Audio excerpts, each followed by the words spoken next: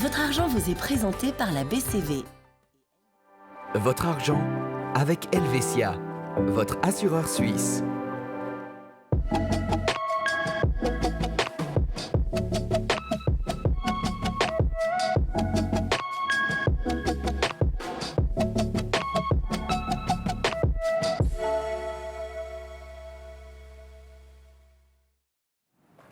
Bonjour et bienvenue dans l'émission Votre argent. Une carrière professionnelle est souvent synonyme de nombreux rebondissements, que ce soit un nouvel emploi, une nouvelle orientation ou encore des propositions avec des opportunités différentes. Tout cela, ce sont des transitions qui peuvent avoir un impact sur la prévoyance.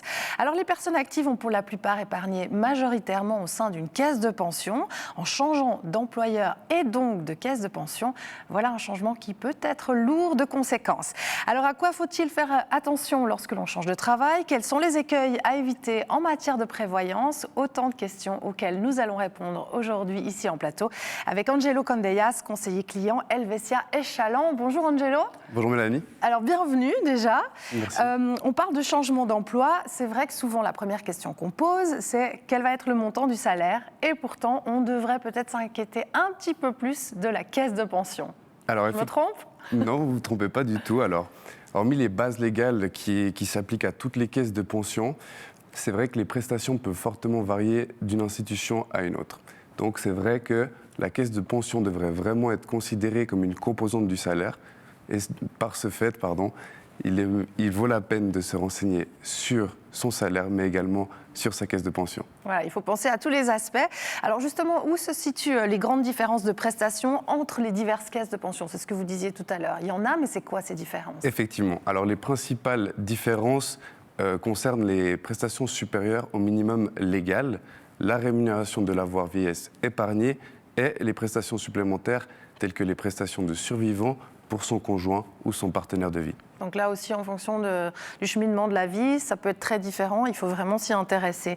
Lors d'un changement de travail, à quel chiffre clé concrètement est-ce qu'il faudrait se concentrer? Sur quel chiffre clé il faudrait se concentrer sur les documents de la nouvelle caisse? Parce que c'est vrai que quand on se retrouve face à tous ces papiers, on est des fois un petit peu perdu. Je comprends tout à fait. Alors il ne s'agit pas vraiment de chiffres clés là, mais plutôt de points à examiner en tant que personne assurée, notamment quelle est la part du salaire qui va être assurée, la déduction de coordination est-elle en adéquation avec notre taux d'occupation et quel est le taux actuel de l'avoir que j'ai épargné. À partir d'un certain âge, il faudra également s'intéresser au taux de conversion en rente et, très important aussi, toujours regarder les réglementations et les possibilités que nous offre notre caisse de pension. Alors là, Angelo, quand je vous écoute, je pense qu'il y a de nombreuses personnes pour qui c'est un langage un petit peu obscur, pour ne pas dire autre chose. Donc justement, pour comparer les prestations des caisses de pension, est-ce qu'il existe un soutien pour nous aider à y voir un petit peu plus clair? Alors c'est vrai que pour un novice, pour quelqu'un qui n'est pas du domaine, il est parfois compliqué de comparer justement toutes ces prestations qu'on peut trouver dans la caisse de pension. Tout dépend également de l'âge, de la situation de vie de la personne. Et c'est vrai que tout ça peut se mélanger et être un peu compliqué pour nous. Chez Helvetia, on est entre guillemets spécialisé dans le conseil global dans le domaine de la prévoyance. Et on peut justement apporter ce genre de soutien aux personnes pour faire ce genre de comparaison. Ça va, on n'est pas tout seul, alors on est rassuré. Si malgré tout on veut changer de travail, mais que les prestations de la nouvelle caisse de pension sont moins bonnes, qu'est-ce que vous conseillez? Alors, dans la prévoyance du troisième pilier, les possibilités sont pratiquement illimitées.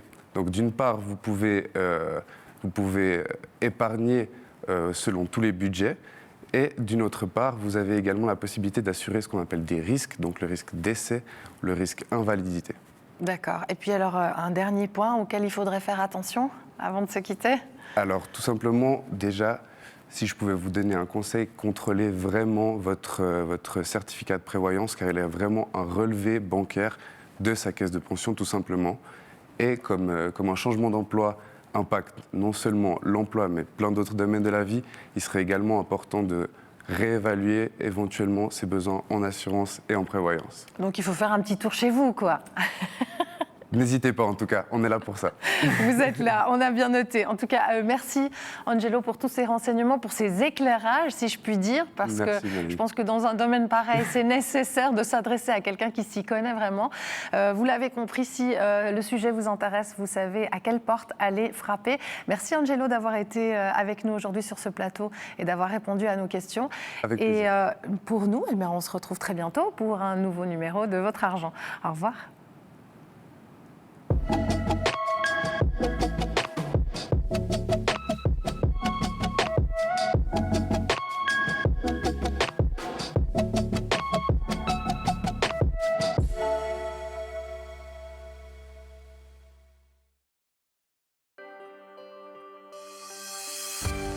Votre argent vous a été présenté par la BCV.